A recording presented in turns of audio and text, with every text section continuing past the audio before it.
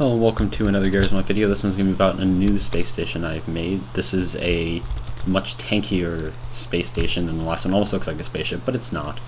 It has this hangar bay in the back that you can actually get into it with. I have not done that in this episode, obviously, but trust me, you could fit probably two puddle jumpers side by side.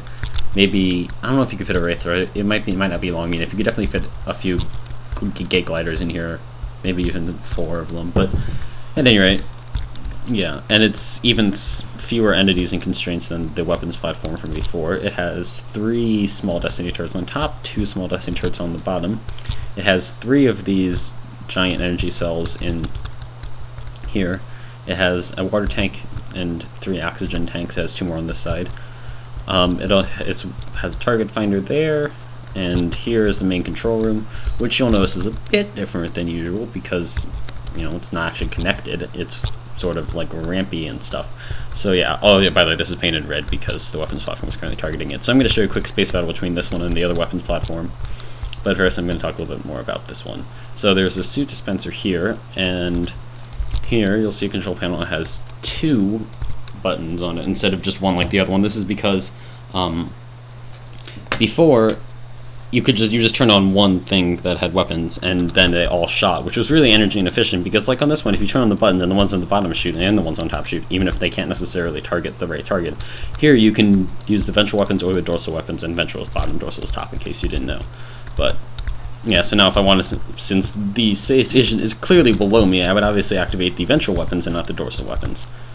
So what I'm going to go do is I'm going to make sure the station has enough power. I left these on for a few minutes, so they should be pretty much set in terms of power. If this one isn't, I'll give it a few Nakoda bottles or something. But I'm going to turn this one on first because it's probably going to lose. Okay, that solar panel's not even on, and that one's not even on, so we have no energy at all in this entire station. That's wonderful. Let's go get the Nakoda bottles.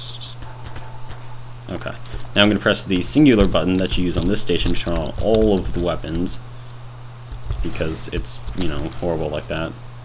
So, I mean, it sounds impressive, because you hear all the noises, but it's really not even all that good, because, actually, it might not win this one. I should probably get in here pretty quickly.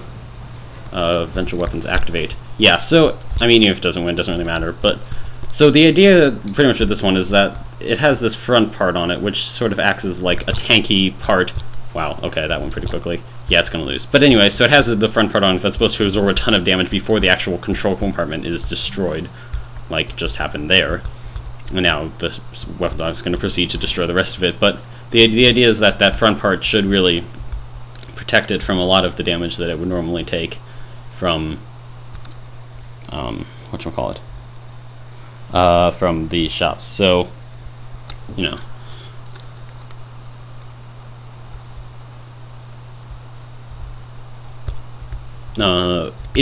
probably would have worked much better if I hadn't given the other one like a 10-second head start.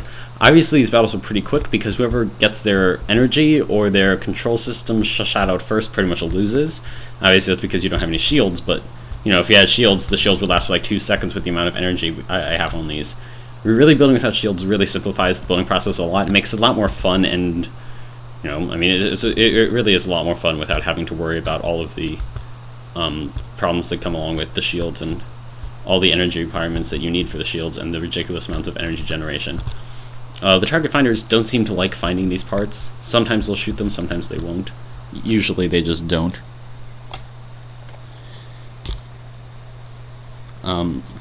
Also, on a completely related note, nobody over the age of 65 from Romania, Sweden, or France has ever watched my videos. So that's a bit sad, but, whatever. Okay, I'm going to put the weapons platform up here this time. And make sure the target finder's working right. Whoops. Yeah. Put that down there. Yeah, whatever, shut up. Okay. Yep, all's well. Okay. So at any rate,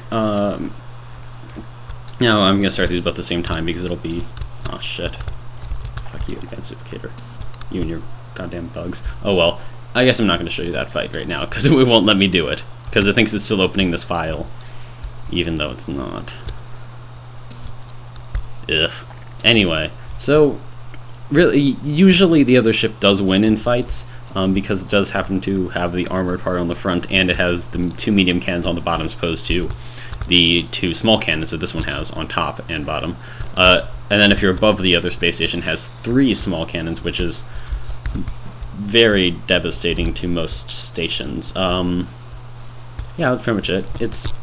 The other one's pretty much better. It also doesn't have the energy cells exposed like this one does. I could have put these inside, but I chose not to because it looks kind of nice. It has a nice symmetry to it.